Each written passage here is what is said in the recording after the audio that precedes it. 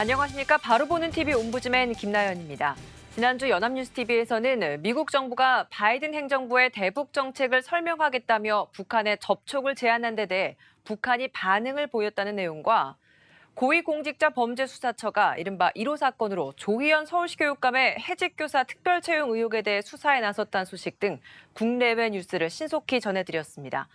오늘 연합뉴스TV를 말한다 시간에선 뉴스 리뷰, 뉴스 투나잇, 뉴스워치를 중심으로 김홍태 시청자 평가원이 모니터한 내용 전해드리겠습니다.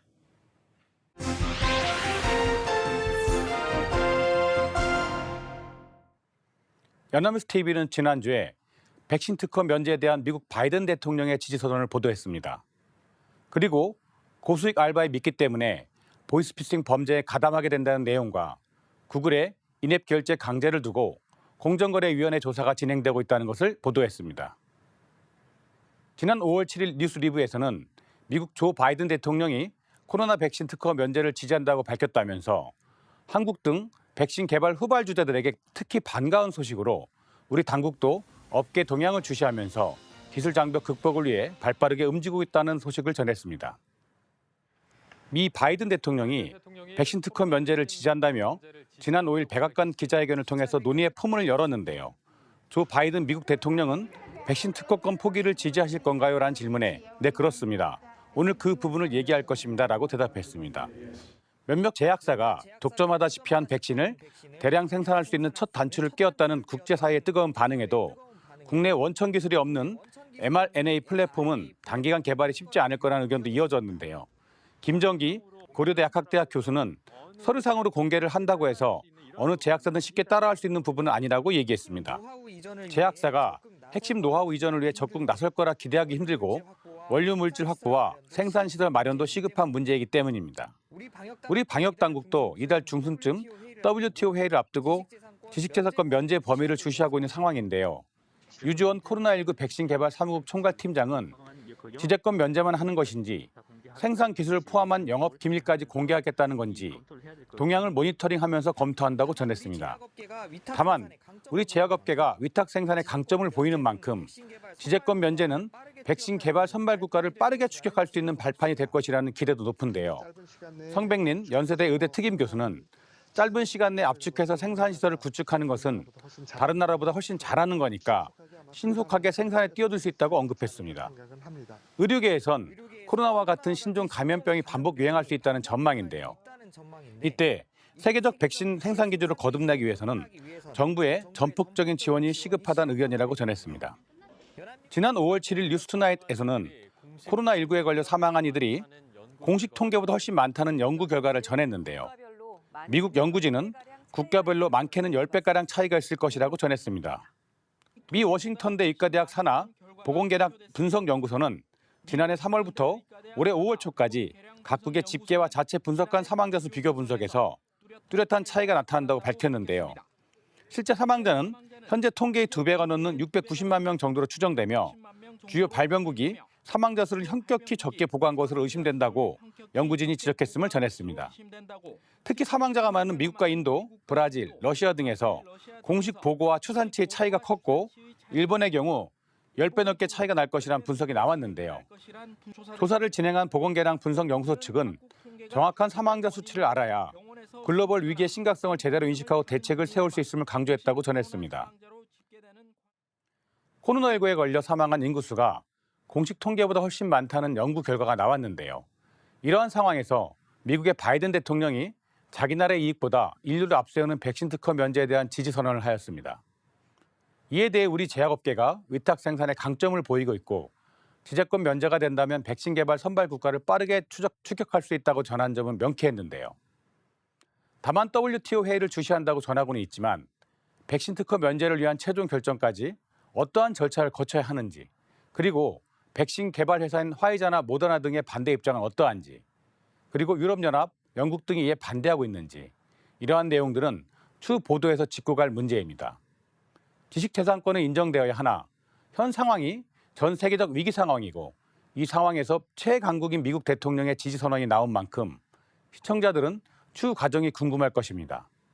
그리고 앞으로 우리나라는 이러한 백신 특허 면제에 대비하여 어떠한 지원을 하고 절차를 밟아야 하는지에 대한 간단한 언급이 필요해 보였습니다. 지난 5월 6일 저녁 뉴스워치에서는 지난해 보이스피싱 피해 금액이 7천억 원에 달한다면서 최근에는 경제적 어려움을 겪는 서민들을 꼬드겨 범죄에 가담시키는 일이 늘고 있으며 자칫하면 함께 처벌받을 수 있다고 보도했습니다. 구아림 기자는 단독 보도를 통해 60살 A씨는 코로나 사태가 길어지면서 수입이 줄자 지난 3월 아르바이트를 시작했는데요.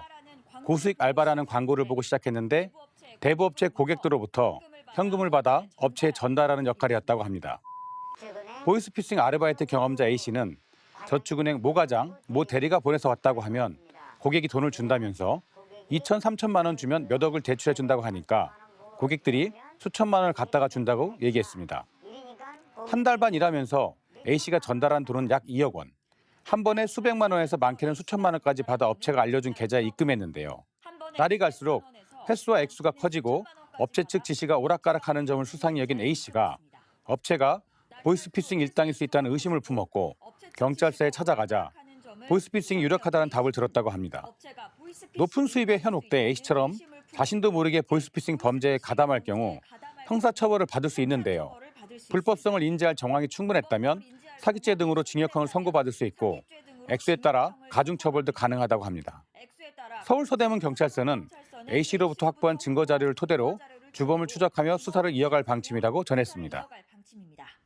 지난 4월 28일 뉴스투나잇에서는 조한대 기자의 단독 보도로 보이스피싱범들이 이제 편의점까지 노리고 있다면서 구글 기프트카드사 직원을 사칭하며 자신들의 기프트카드에 돈이 들어가도록 하거나 현금처럼 쓰는 문화상품권 핀 번호까지 뺏어갔다고 전했습니다.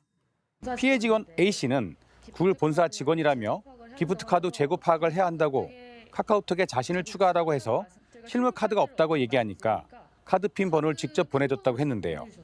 보내준 핀 번호들을 스캔하는 순간 카드 충전용으로 가게가 갖고 있던 예치금 20만 원이 모두 빠져나갔다고 했습니다. 자신이 보낸 기프트카드 바코드로 돈이 충전되자 범인은 판매 목적으로 가게에 있던 문화상품권도 눈독을 들였는데요. 직원은 범인 지시대로 7만 원어치 문화상품권의 스크래치를 모두 긁어 핀 번호를 전달했습니다. 범인은 사장과 이야기가 다 됐다며 국권을 신권으로 바꾸려면 핀 번호가 필요하다고 설명했는데요. 피해자는 범인이 편의점 운영 방식을 잘 알고 있어 속을 수밖에 없었다고 말했습니다. 서울 중부경찰서는 사기 혐의를 받고 있는 범인의 뒤를 쫓고 있다고 전했습니다. 코로나로 인해 일자리를 구하기 힘든 상황에서 생활고로 인해 약간의 고액 일당을 제시하여도 그 일을 맡게 되는데요. 이에 대해 범죄일 수 있다는 약한 정도의 인식만 있어도 사기의 방조범으로 처벌될 수 있습니다. 특히 막 사회생활을 시작하거나 앞두고 있는 젊은 층이 범죄에 이용당하기 쉬운데요. 이 보도와 같은 내용을 널리 알려 범죄에 이용되는 것을 막을 필요가 있어 보입니다. 이러한 보도들이 점점 늘면 사기의 방조범으로 이용당하는 것을 더 막을 수 있는데요. 단독 보도를까지 방송한 것은 너무 좋아 보였습니다. 그리고 수사기관이 이들을 사기죄의 방조범, 심하면 공동전범으로까지 기소하는 형태에 대해서는 조금 더 알아보고 주범을 잡기 힘든 구조에서 이들을 처벌하는 것이 범죄 예방 측면에서는 필요하지만 처벌의 수위가 과한 것은 아닌지 등도 조사하여 보도할 필요가 있어 보였습니다. 지난 5월 8일 오전 토요와이드에서는 구글이 자사 앱스토어에서 유통되는 모든 앱에 인앱 결제를 강제하기로 한 것을 놓고 공정거래가 조사에 속도를 내고 있다고 전했습니다. 세계적으로도 플랫폼 업체에 대한 반독점 규제가 거세지는 흐름이어서 결과가 주목된다고 전하는데요. 올해 10월부터는 모든 앱 안에서 한 결제 금액의 30%는 구글 플레이 앱스토어를 운영하는 구글에 돌아갑니다. 이런 구글의 인앱 결제 강제를 두고 공정거래위원회 조사가 진행 중인데요. 부당성에 대해선 전문가들도 의견이 엇갈린다고 합니다. 이황 고려대 ICR 센터 소장은 30%라는 수수료를 얻기 위해서 끼어 팔기 베타 조건부 행위를 하고 있다면서 경쟁 제한적인 효과가 발생하고 소비자 후상을 저해할 수 있다고 합니다. 주진열 부산대 법학전문대학원 교수는 인앱 결제를 강제하게 된 배경은 앱에 우회 결제 시스템을 만들어 놓으면 플랫폼 사업자 입장에선 수입이 0이 되기 때문에 그런 무임승차가 발생하는 걸 방지하기 위해서라고 합니다.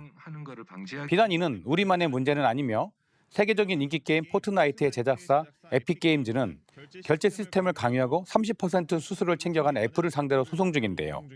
이달 초 미국에서 재판이 시작되었고 결과에 따라선 수수료 정책부터 앱 마켓 운영 방식까지 바뀔 수 있어 이목이 쏠립니다.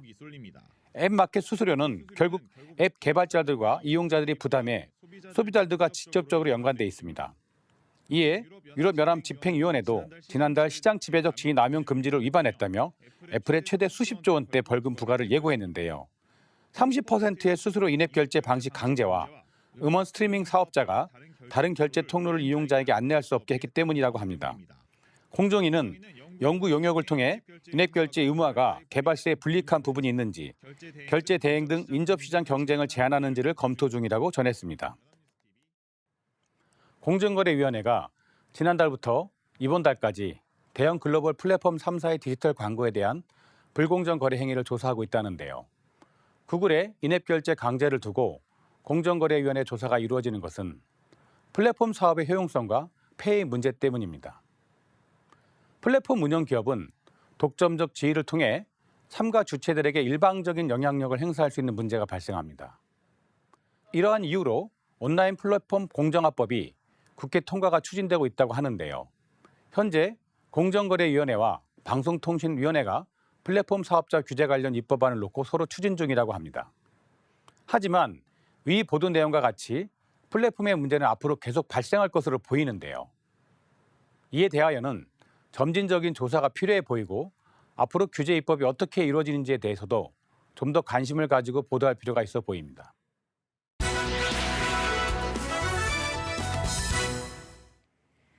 이번 순서는 주말에 방영되는 제작 프로그램을 대학생의 시선으로 분석하고 평가한 내용을 들어보는 캠퍼스 TV 리포트 시간입니다. 이번 주는 숙명여자대학교 미디어학부 이성원 학생 나와 있습니다. 안녕하세요. 안녕하세요. 네, 지난주에 어떤 프로그램 모니터했나요? 네, 저는 매주 토요일 오전 9시 30분에 방송되는 연중기획 하모니를 모니터했습니다. 지난달 24일부터 3주간 방송된 연중기획 하모니에서는 일명 미수다라 불렸던 프로그램에서 유쾌한 입담으로 화제를 모았던 이태리 때 크리스티나 씨의 특별한 봄날을 담았습니다. 그럼 자세한 모니터 내용 지금부터 전해드리겠습니다.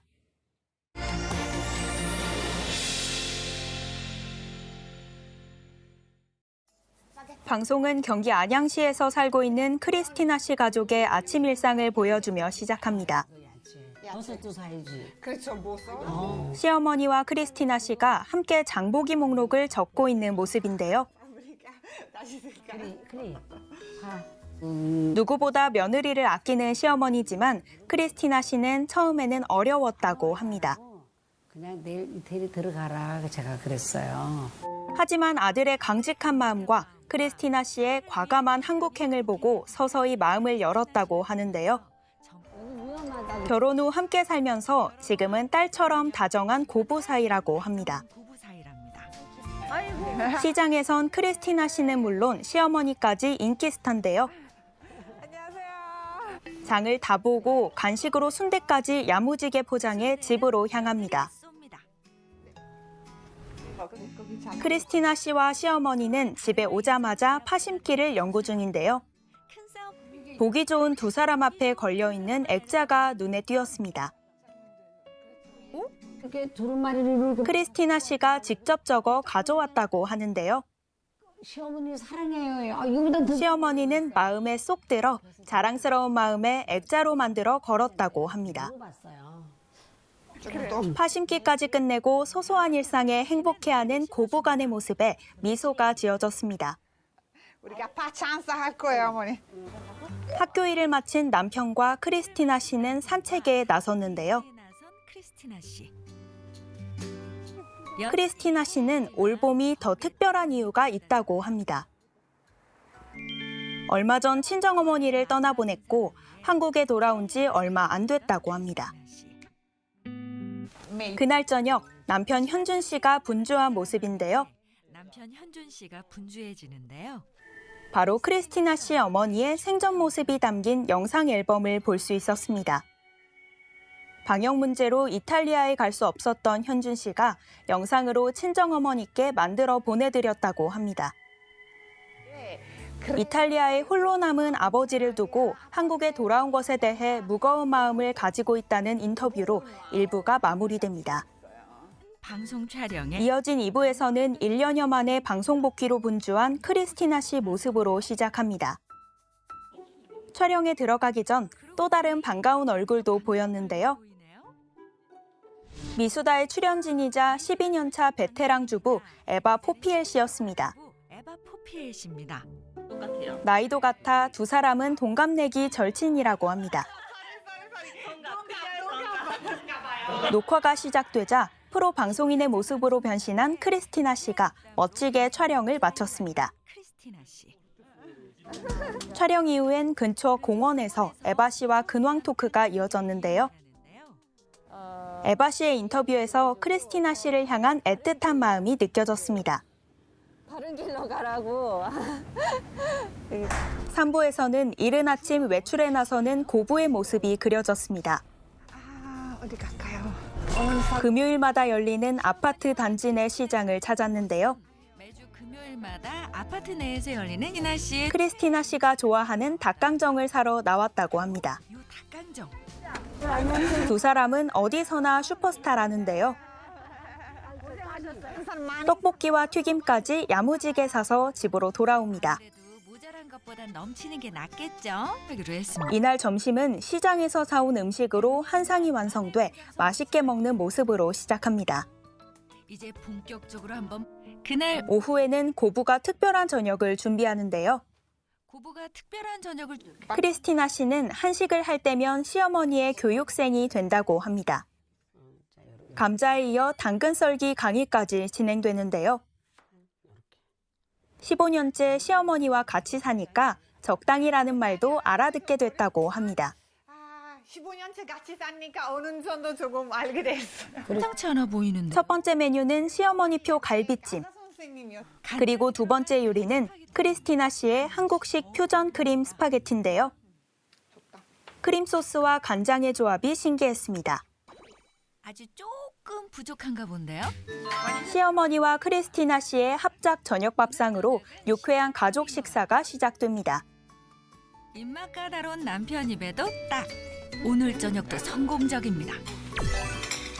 그냥 상황에 막 한국에서 제가 가족 한국에 가족들이 있고 다 잘해주니까 더 든든한 느낌도 있어 한국에서 잘 살 수 있다는 크리스티나 씨의 인터뷰로 방송은 마무리됩니다. 든든한 느낌이 오고 아 제가 한국에서 잘 살 수 있다 그런 생각이 많이 나요.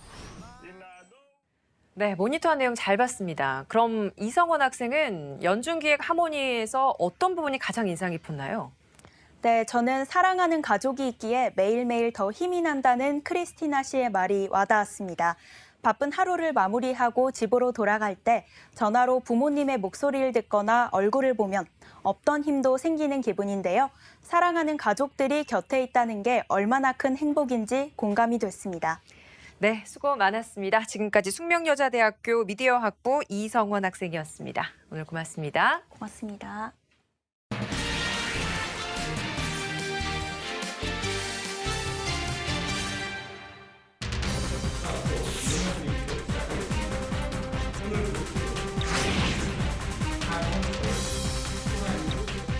정부는 국민께 약속드린 6월 말까지 1,200만 명 접종, 11월 집단 면역 달성을 반드시 이루도록 총력을 기울여 나가겠습니다. 2021년 중 충분한 백신이 공급될 수 있으니 국민 여러분들께서도 예방접종에 참여해 주실 것을 간곡히 요청드립니다.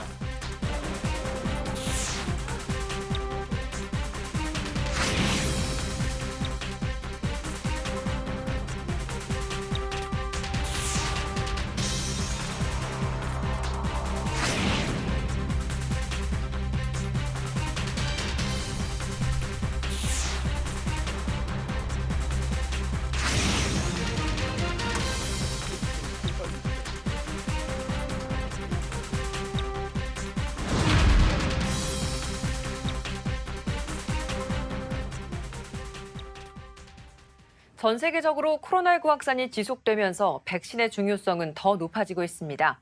하지만 백신 수급 불안성과 백신에 대한 불신 증가 등 여러 변수가 제기되면서 정부의 11월 집단 면역 달성이 이루어질지에 대해서 논란이 이어지고 있습니다. 오늘 TV와 비평 시간에는 코로나19 백신을 둘러싼 여러 논란에 대해 언론에선 어떻게 보도하고 있는지 자세히 알아보겠습니다. 경희대학교 커뮤니케이션 연구소 이장환 교수 자리하셨습니다. 어서 오세요. 안녕하세요. 네, 백신의 효과에 대한 검증 결과들이 여러 나라에서 쏟아지고 네네. 있는 상황입니다. 이런 상황임에도 불구하고 우리 국내에서는 백신을 맞지 않겠다라는 사람들이 또 늘고 있는 것도 사실입니다. 먼저 이 백신 수급 현황에 대해서 좀 정리를 해주시고 우리 국민들은 왜 백신을 맞지 않으려고 하는지 그 이유에 대해서 언론에서 보도하고 있는 내용 짚어주시면 좋을 것 같습니다. 네, 5월 10일 기준으로 전국 요양병원과 요양시설, 코로나 치료병원의 입소자 및 종사자 등은 1, 2분기 코로나 백신 접종 대상자 634만 7,586명의 접종률은 57.89%입니다. 한국의 코로나19 백신 접종률은 올해 1월 인구 5,182만 1,669명 기준으로 7.09%에 미치고 있습니다. 코로나19 백신 종류별 접종 현황을 보면 전체 접종자 가운데 아스트라제네카 백신을 맞은 사람이 201만 4,788명이고 화이자 백신을 맞은 사람이 216만 6,215명입니다. 아스트라제네카 백신의 경우 주요 이상 반응 사례는 누적 280건이며 중증 이상 반응인 아나필렉시스 의심 사례는 누적 149건입니다. 접종 후 사망 신고 사례는 51건입니다. 화이자 백신의 경우 주요 이상 반응 사례는 누적 156건, 아나필락시스 의심 사례는 누적 38건, 접종 후 사망 신고 사례는 누적 44건입니다. 이에 대해 경향신문은 방역당국과 전문가들의 지속적인 설명에도 불구하고 시민들이 백신 수용성이 떨어지는 추세라고 전합니다. 그 이유에 대해 김우주 고려대 구료병원 감염내과 교수의 인터뷰 내용을 전합니다. 김 교수는 국민의 동의를 얻으려면 국가가 안전판을 마련해야 한다면서 자발적인 동의에 의한 접종, 정확한 정보 안내와 신속한 의료 대응, 과감한 지원과 보상이 필수라고 전합니다. 중앙일보는 코로나19 백신 접종에 따른 부작용 사례들이 계속 발생하고 있는데도 여당 대변인은 소화제를 먹어도 약 부작용 때문에 사망에 이르기도 한다는 발언을 소개하며 방역당국과 정부를 모두 비판합니다. 이처럼 언론은 정부가 코로나19 백신 접종에 따른 부작용과 의료 대응 시스템 확보, 그리고 과감한 지원 및 보상이 절실히 필요하다고 합니다. 그래서 정부가 이 부작용 피해에 대한 대책을 새롭게 발표하지 않았습니까? 그리고 11월 집단 면역 달성 목표를 좀 앞당기겠다 이런 목표도 같이 밝혔습니다. 이 내용에 대해서 언론에서 어떻게 보도하고 있는지 전해주시고 혹시 문제점도 있다면 같이 다뤄주시기 바랍니다. 네, 정부는 코로나 백신 접종 이후 중증 이상 반응이 발생했으나 인과성 근거가 불충분해 보상에서 제외된 중증 환자에 대한 의료비를 지원하기로 했는데요. 연합뉴스는 정부의 지원금은 백신 접종 후 발생한 질환에 대한 치료비 개념으로 1인당 최대 1,000만 원이 지급되며 시행일 이전 접종자에게도 소급 적용되며 기존의 기저질환으로 인한 치료비나 간병비, 장제비는 제외된다고 전합니다. 추후 백신 접종과 이상 반응의 인과성이 인정되면 먼저 지급된 의료비를 제한 후 피해 보상을 받을 수 있다고 전합니다. 조선일보는 본격적인 대규모 접종을 앞두고 국민 불안감을 낮추면서 접종률을 높이려면 이 같은 이상 반응에 대한 보상 범위를 폭넓게 인정하는 등 제도 개선이 뒤따라야 한다면서 정부가 사망이나 장애의 원인이 백신 때문이 아니라는 것을 명백히 입증하지 못하면 포괄적인 책임을 질 필요도 있다는 의견도 나온다고 전합니다. 정부가 백신 도입, 백신 접종, 백신 안정 등 세 가지 큰 방향을 토대로 11월 집단 면역 형성을 목표를 앞당기겠다고 발표한 것에 대한 언론 보도를 살펴보겠습니다. 한겨레 신문은 문재인 대통령의 지난 10일 취임 4주년 특별 연설에 차질 없이 접종이 진행하고 있는 것에 대해 정당한 평가를 받아야 한다는 문재인 대통령의 발언을 전하면서 위기를 33차례, 극복과 회복을 24차례나 언급한 것은 무능하고 역량이 부족했다는 비판을 맞서 위기 극복을 성과로 꼽아 국정 운영의 동력을 회복하겠다는 뜻을 내보인다고 전합니다. 이에 반해 동아일보는 지금은 자기 변명이나 자아자찬보다 그간 고통을 참아준 국민에게 감사를 표하고 협조를 구해야 할 상황이라며 백신 수급 관련 초기 판단에 대한 사과도 부족했다는 마상혁 대한백신학회 부회장의 주장을 전합니다. 이처럼 코로나19 백신 부족으로 1차 접종이 사실상 중단된 상황을 감안할 때 국민 눈높이에 맞지 않는 연설이라고 비판합니다. 이처럼 언론은 정부의 백신 부작용, 피해 보상에 대한 보다 구체적인 대책이 필요하며 11월 집단 면역에 대해서는 보수 언론에서는 현실적으로 실현 불가능하다고 비판합니다. 하지만 언론이 대통령 담화문의 특정 단어에 숫자나 담화문 일부분만을 인용하거나 일부 전문가의 주장만을 가지고 단편적으로 보도하는 것은 아쉬웠습니다. 네, 뭐 사실 11월 집단 면역 달성을 위해서 가장 중요한 게 수급이지 네네. 않겠습니까? 백신 수급 문제가 계속 불안정하다 보니까 논란도 생기는 것 같은데요. 백신 수급 불안정 문제 그리고 그 후에 있었던 미국 바이든 대통령이 그 백신 지식재산권에 대해서 면제하는 방침에 대해서 밝힌 그 부분, 여러 논란들이 굉장히 많이 쏟아졌습니다. 언론 보도 내용 정리해 주시면 좋을 것 같습니다. 네, 코로나19 백신 접종이 본격화하는 가운데 백신 수급이 불안정하고 부족한 상황은 일부 국가에서는 자국 내 백신 물량 확보를 위해 수출을 중단하거나 원재료 부족 등의 때문이라고 하는데요. 이 때문에 우리 정부가 공언한 11월 집단 면역 달성이 어려워질 것으로 언론은 보도하고 있습니다. KBS 뉴스는 화이자 백신 수급 문제로 정부가 지난주 1차 접종을 중단했으며 여기에 아스트라제네카 백신 수급도 불안하기는 마찬가지라고 보도합니다. 정부는 이번 달부터 다음 달까지 화이자 500만 회분과 아스트라제네카 723만 회분이 공급될 것이라고 밝혔지만 지역에서는 접종 속도보다는 명확한 백신 수급 계획을 알려 현장의 혼란을 줄이는 것이 중요하다고 전합니다.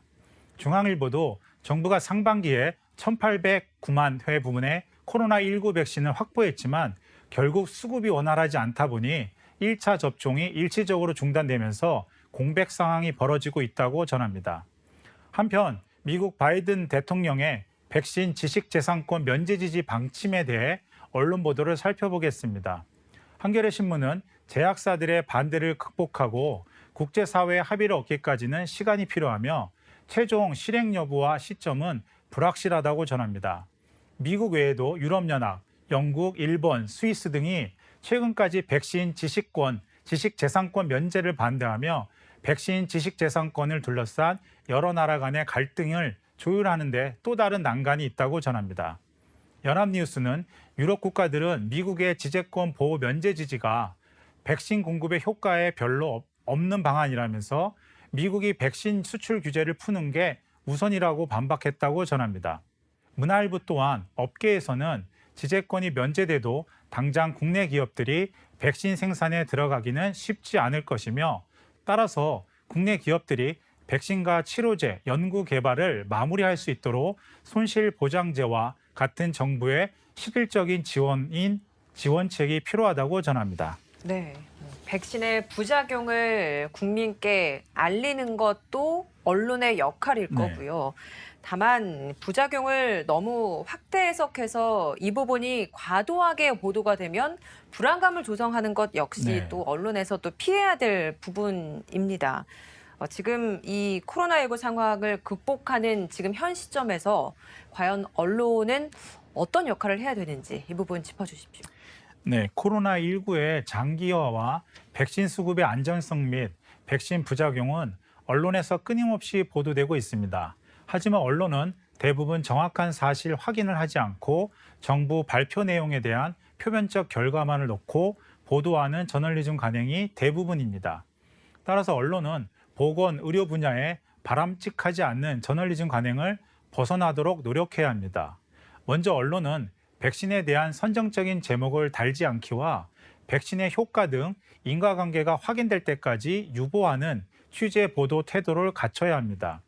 여기에 전문가의 의견을 반드시 인용하며 정치인의 비과학적인 언급을 따옴표 처리하는 나쁜 저널리즘 관행을 고쳐야 합니다. 두 번째로 언론은 백신에 관련해 해외 사례를 단순히 전달하는 선택적 받아쓰기 저널리즘 관행도 극복해야 합니다. 유럽에서 기피 현상이 커지고 있다는 언론 보도는 우리 국민에게 아스트라제네카 백신에 대한 불신을 키우면서 백신 접종 거부 움직임까지 가져왔습니다. 마지막으로 언론은 불신 불안을 부추기는 백신 접종과 이상 반응에 대한 숫자 중계 방식의 취재 보도의 관행을 극복해야 합니다.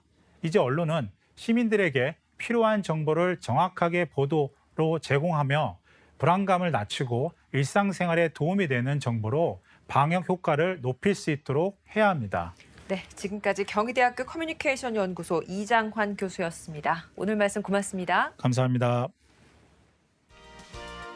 옴부즈맨 제작진은 시청자 여러분의 다양하고 소중한 의견을 기다립니다. 방송을 보고 느낀 소감을 연합뉴스TV 홈페이지 시청자 게시판이나 SNS로 보내주시기 바랍니다. 저희는 다음 주에 다시 찾아뵙겠습니다. 시청해주신 여러분 고맙습니다.